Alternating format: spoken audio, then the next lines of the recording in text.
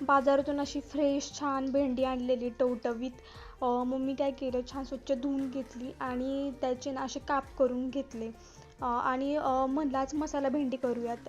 तर मग मी तेलामध्ये जिरं टाकलं, लसूण टाकला चिरलेला, त्याचबरोबर कांदा टाकला आणि थोडंसं अद्रक खिसून टाकलेलं आहे. आणि कांदा छान लाल होईपर्यंत भाजून घ्यायचं, मिक्स करायचं चांगलं. आणि त्यानंतर 2-3 मिरच्या कट करून मधनं वगैरे कट केलेल्या आहेत आणि टाकलेल्या आहेत.